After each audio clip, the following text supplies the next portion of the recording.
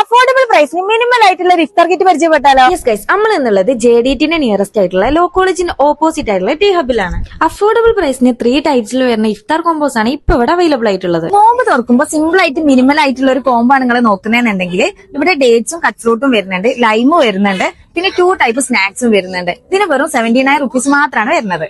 ഇവര് ഈ ഒരു 249 കോംബോയിൽ വരുന്നത് കട്ട് ഫ്രൂട്ട്സും ഡേറ്റ്സും വരുന്നുണ്ട്, പിന്നെ ഒരു ഫ്രഷ് ജ്യൂസ് വരുന്നുണ്ട്, ഒരു തരിക്കഞ്ഞി വരുന്നുണ്ട്, 3 ടൈപ്പ് സ്നാക്സ് വരുന്നുണ്ട്, ഷവർമന്റെ പ്ലേറ്റ് വരുന്നുണ്ട്. 179 ഈ ഒരു കോംബോയിൽ വരുന്നത് ഒരു ഫ്രഷ് ലൈം വരുന്നുണ്ട്, ഡേറ്റ്സും കട്ട് ഫ്രൂട്ടും വരുന്നുണ്ട്, 2 ടൈപ്പ് സ്നാക്സ് ആണ് വരുന്നത് ആൻഡ് ഷവർമന്റെ റോളും. ആൻഡ് ഗൈസ്, പിന്നെ നമ്മൾ ഇവിടുത്തെ ഇഫ്താർ കോമ്പോയിൽ ഉള്ളതല്ലാത്ത കുറച്ച് ഐറ്റംസ് കൂടി ട്രൈ ചെയ്ത് നോക്കാൻ വിചാരിച്ചു. അതിൽ നമ്മൾ ഫസ്റ്റ് ട്രൈ ചെയ്തത് ഇവിടുത്തെ 2 ടൈപ്സ് മോമോസേനും ഉള്ളത്. പറയട്ടെ, അടിപൊളി ഐറ്റം.